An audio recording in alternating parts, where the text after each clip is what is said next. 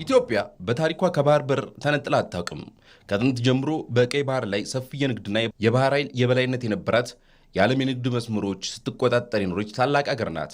ነገር ግን ከሶስት አስርተ ዓመታት በፊት በነበረው የፖለቲካ ሁኔታና በታሪካዊ ጠላቶቿ ሴራ የ130 ሚሊዮን ሕዝብ መኖሪያ ታላቅ ሀገር ያለ አግባብ የባህር በር አልባ እንድትሆን ተፈርዶባታል።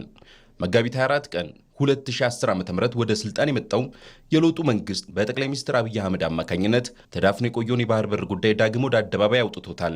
ከሩብ ምዕተ ዓመት በላይ የባህር በር ጥያቄን ማንሳት እንደ ነውርና የተዘጋ የፖለቲካ ምዕራፍ ተደርጎ ይወሰድ ነበር። ይሁን እንጂ የመደመር መንግስት ወደ ስልጣን ከመጣ ጊዜ ጀምሮም የኢትዮጵያን ዘላቂ ብሔራዊ ጥቅም መሰረት በማድረግ ጉዳዩን ቀስ በቀስ ወደ አደባባይ አምጥቶታል። የባህር በር አልባ ኢትዮጵያ ለጎረቤቶቿ የምትሰጠው የተትረፈረፈ ሀብት ቢሆንም ምላሹ ግን ያን ያህል አልነበረም። ስለዚህም ወደ ቀይ ባህርና ህንድ ውቅያኖስ ለመውጣት የሚያስችላትን በር መጠየቋ ተገቢ ስለመሆኑ አንደኛው አመላካሽ ነው። የባህር በር ባለቤትነት የቅንጦት ሳይሆን የህልውና መሆኑን ተከትሎ ግን እንዴት ታገኘው የሚለው ጥያቄ መሰረታዊ ነው። በፍጹም የውጊያ መሻት የለንም። በህጋዊና ንግግር ሊፈታ ይችላል ነው። ለብዙ ሀገራት በተናጠል ተናገር ያለው የኢትዮጵያ የቀይ ባህር አክሰስ ጉዳይ አይቀሬ ስለሆነ ቅድሚያ የሚሰጠው ሰላምና ንግግር ስለሆነ እባካችሁን ሸምግሉንና መፍትሄ አምጡን። ይሄው ጥያቄያችን። የመደመር መንግስት ኢትዮጵያ የባህር በር አልባ ሆና መቆየቷም ብሔራዊ ጥቅሟን በእጅጉ መጉዳቱን ለዓለም አቀፉ ማህበረሰብ ለማሳወቅ ሰፊ ስራዎችን ሰርቷል። አሁን ላይ ጉዳዩ እንደ ነውር ከመቆጠር አልፎም በከፍተኛ አመራሮች፣ በፓርላማ አባላት፣ በፖለቲካ ሳይንስና ዓለም አቀፍ ግንኙነት ምሁራን እንዲሁም በሚዲያ ተቋማት ዘንድ ዋነኛ የመወያያ አጀንዳ እንዲሆን ተደርጓል።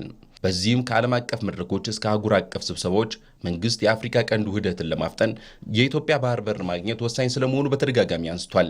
የኢኮኖሚ ትስስርን ያለ ወደብ ሊታሰብ እንደማይችልም በተደጋጋሚ ሞግቷል። For a nation like Ethiopia with over 130 million people እንደ ኢትዮጵያ ላሉ ከ130 ሚሊዮን በላይ ህዝብ ላላቸው ሀገራት ለዘላቂ ልማታቸው የተለያዩ የመውጫ በር ያስፈልጋቸዋል። አስተማማኝ የባህር በር በሰላማዊ ትብብር ማግኘት ወሳኝ ነው። ይህም ለሀገራችን ኢኮኖሚና ለአፍሪካ ቀንድ ሰላም ትልቅ ፋይዳ ይኖረዋል። እንግዲህ የባህር በር ጥያቄ የኢትዮጵያን ህልውና የኢትዮጵያን ሉዓላዊነት የማስቀጠል ያለማስቀጠል ጉዳይ የሚበይን ጥያቄ ነው።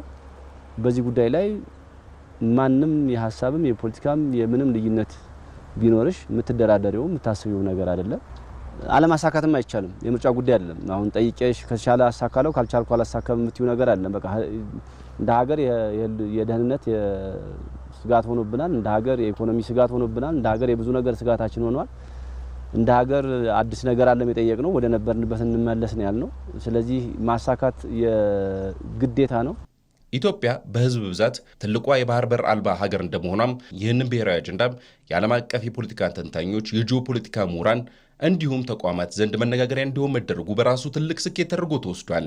ምክንያቱም በጂኦግራፊያዊ እስር ቤት ውስጥ ለረጅም ጊዜ መቆየት አትችልምና ነው የሚለው ምላሽ ሆኗል። ይህም የመደመር መንግስት ጥያቄ ተገቢ፣ ወቅታዊና ዓለም አቀፍ ህግጋት የተደገፈ በመሆኑ በእርግጥም ኢትዮጵያ የባህር በሯን አስመልሳ ብሔራዊ ጥቅሟን በማረጋገጥ የቀጠናው ታላቅ ሀገር እንድትሆን ለማስቻል የተጀመረው ጥረት የትውልዱን ስብራት የሚጠግን ይሆናል።